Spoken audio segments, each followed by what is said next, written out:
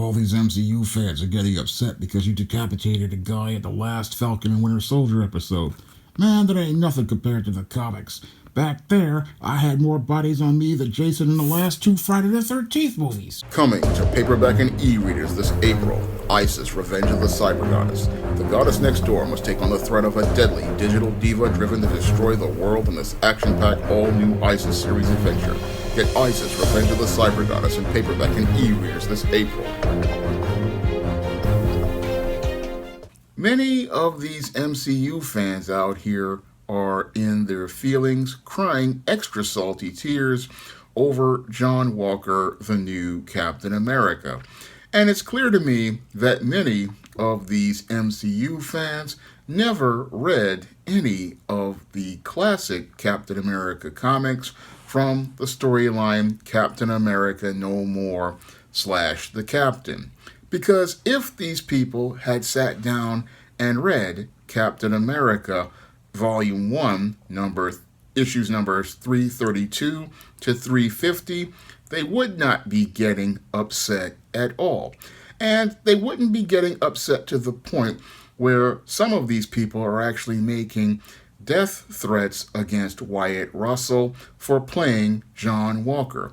Because it looks like to me, Wyatt Russell has practically been on point in his portrayal of John Walker, and the portrayal of the John Walker storyline has been on point overall, because as someone who has read the comics, I can see how the comics are really being honored in this adaptation in The Falcon and the Winter Soldier. And that's why I'm not upset at all as related to John Walker. I'm practically smiling because everything in this show has basically been a complete, clear interpretation as related to everything Mark Gruenwald wrote in his original story, Captain America No More / The Captain. Now, anybody who has sat down and read this classic storyline and read the history of this storyline knows that John Walker was never meant to be like Steve Rogers. No, he was always meant to be the antithesis to Steve Rogers. And he was always meant to be that because a person wrote Mark Gruenwald many years ago when he was alive and told him that they wanted Captain America to be more like Rambo. And what your Mark Gruenwald wanted to do was make a brilliant commentary on why Captain America's values were not something that were archaic, and why the ideas and values of a 1980s action movie character like Joe the American Ninja, many of the characters Sylvester Stallone played like Rambo and Cobra, Marion Cobretti from Cobra, and Arnold Schwarzenegger played in movies like Raw Deal and Commando. Those values were not the same as Steve Rogers' Captain America, and that Steve Rogers stood for something more than what people wanted him to be. They wanted him to be this 80s type action hero who would go out here and practically decapitate someone with his mighty shield. And I see all those people out here, they're getting really upset about the whole idea of John Walker decapitating somebody with his mighty shield in episode 4 after practically being emasculated by the Dora Milaje and seeing his partner Battlestar lose his life.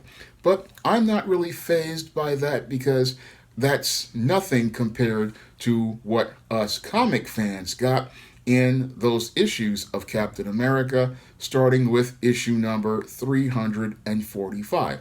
Now, in issue number 345 of Captain America, that's when the watchdogs go after John Walker's parents, kidnap them, and then use them to lure your John Walker out and take him someplace in a barn to get lynched.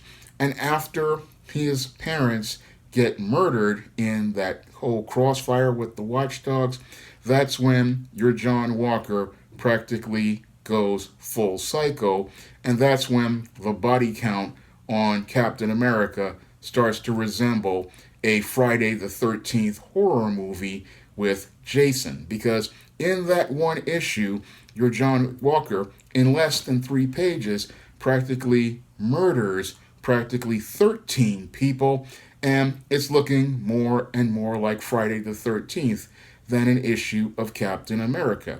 And it was that issue that actually inspired a scene in chapter 15 of my first ISIS book, where ISIS kills a whole bunch of Klansmen after they murder her husband and her son in a lynching after they've burnt down her home. So when I looked at that scene in Falcon and Winter Soldier, I wasn't really, again, fazed by it, because that's nothing compared to the body count that takes place in Captain America from issues number 345 to Captain America 350. And the carnage that takes place in those issues is just downright brutal. I mean, John Walker's Captain America had more bodies than Jason in a standard Friday the 13th horror movie. I mean, he was practically just tearing people apart in those 4 to 5 issues.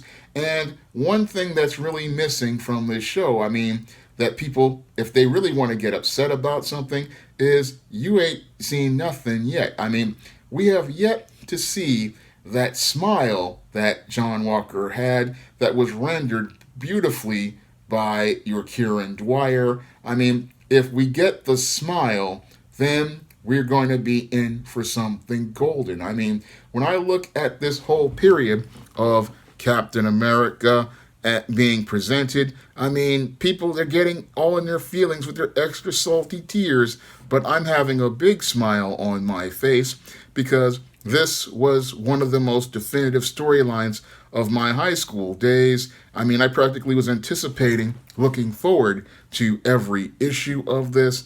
And the build and the whole thing is, people don't even know how bad this could actually be, because we've only got a couple more episodes of Falcon and Winter Soldier, and John Walker only killed one guy, so you guys are getting off practically easy as related to this storyline, because again, if you read the comics, you know that the body count is twice as high. I mean, 10 times as high. I mean, again, John Walker was wrecking people like Jason in a Friday the 13th movie, and the body count was through the roof. I mean, guys like Thanos and Dr. Doom are looking at him and going, man, you killed a lot of dudes. And that's how bad John Walker was. So people thinking, oh, this is so bad, this is so terrible, this is so horrible that he just killed one person. You ain't seen nothing yet.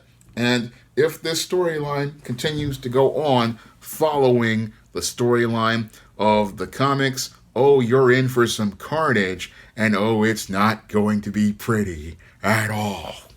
Pick up my first comic, Esteem No Good Deed. You can find it on Amazon.com for 99 cents on Kindle.